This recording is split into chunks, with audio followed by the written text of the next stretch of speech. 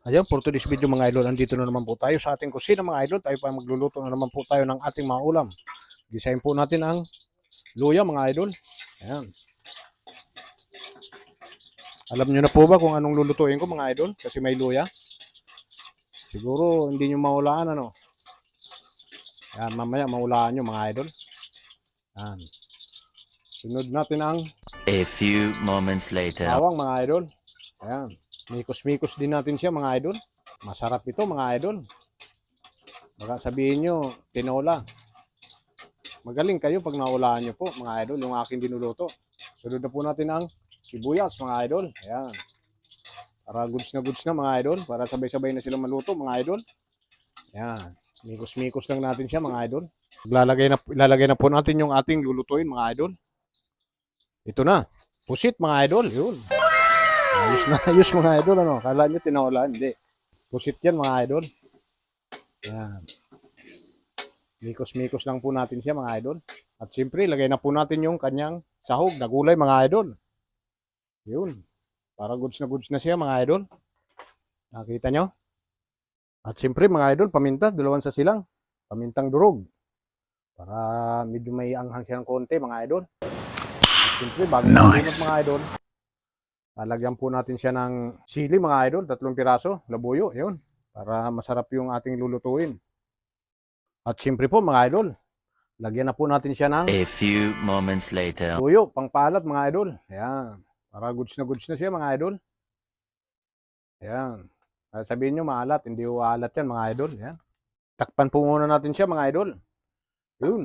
Ayan po mga idol, tanggalin natin ang takip. Yun, tanggal na mga idol. Ayan. Oh my God! Baliktad natin siya mga idol. Ayan. Halo-haloyin natin siya mga idol. Ito pong pusit ay mabilis pong maluto mga idol. Ayan. Ayan po mga idol, hanguin muna natin siya mga idol. Ayan. Ganyan po ako pag nag-adobong pusit mga idol. Hinahangon ko muna yung pusit. Ayan. Nagugulat kayo, ano? Ba't ako ganyan mag-adobo? Tinatanggal ko muna yung ating gulay at yung pusit. Ayan. At sa taot pong muli dyan sa inyo mga idol.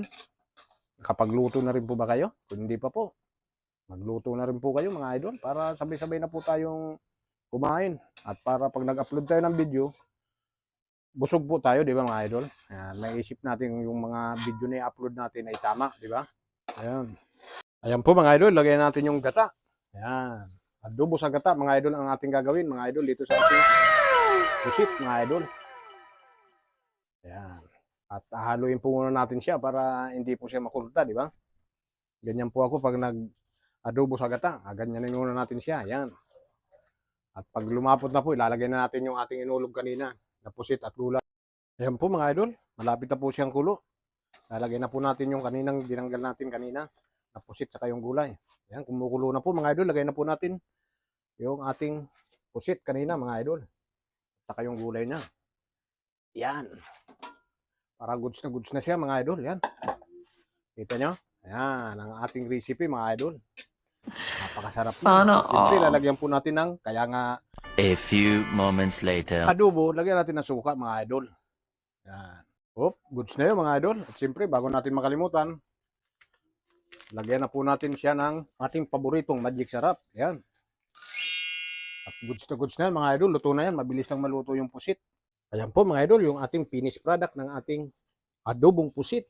Ayan. Okay na to mga idol. Ayan po at hanggang dyan na lamang po ang video at maraming salamat po at God bless po sa inyong lahat yan mga idol.